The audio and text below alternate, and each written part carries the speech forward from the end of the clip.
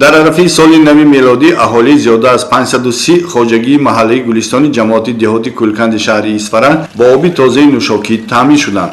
дар маросими мавриди истифода қарор додани иншооти мазкур сокинони маҳалла, роҳбарияти мақомоти иҷроии ҳокимияти давлатии шаҳр, ҷамоати деҳоти кӯлканд, намояндагони ташкилоти ҷамъиятии барномаи ҷонибдории инкишофи иҷтимоии манотиқи кӯҳистон, қитъаи дар Исфарабудаи корхонаи воҳиди давлатии об таъминкунӣ ва канализатсия, ширкати пудратчии лоиҳа, ҷамъияти дорои масъулияташ маҳдуди Фаррухрӯз 1 иштирок намуданд.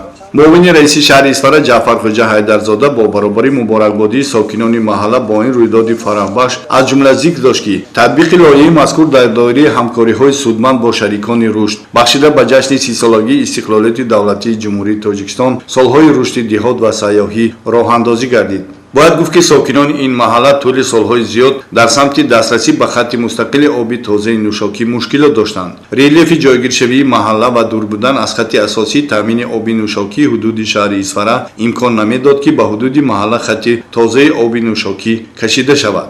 соли 2018 ин масъала ҳамчун мушкилоти афзалиятнок ба барномаи рушди иҷтимоӣ ва иқтисодии шаҳри Исфара барои солҳои 2018-2020 ворид карда шуда буд. ва ниҳоят бо мусоидати мақомоти иҷроии ҳокимияти давлатии шаҳр, мушкилоти мазкур дар доираи лоиҳаи рушди ҳамкориҳои байнисарҳадии Ботканд ва Суғд, ки аз тарафи ҳукумати Олмон маблағгузорӣ шуда, аз тарафи барномаи ҷонибдории инкишофи иҷтимоии манотиқи кӯҳистон, пурӯҷаи фонди тоҷикистонии Оғохон амалӣ мешавад, ҳалли худро ёфт. корҳои сохтмонӣ моҳи июли соли 2020 оғоз гардида, дар доираи он як ҳавзи обтаъминкунандӣ ҳаҷмаш 200 мукааб, ду ҳавзи обнигаҳдорӣ андозаи ҳар кадоми 500 мукаабӣ, як пойгоҳи обкашӣ бо гузоштани ду агрегати обкашӣ, як пойгоҳи трансформатории барқӣ ва ба масофаи зиёда аз 15 километр хатти оби нӯшокӣ бо қубурҳои гуногун андоза кашида шуд. маблағи умумии лоиҳавӣ 1,162,972 сомониро ташкил дода, аз ин ҳисоб 861,372 сомонӣ саҳми грантии барнома ва 301,600 сомонӣ саҳми сокинони маҳал мебошад.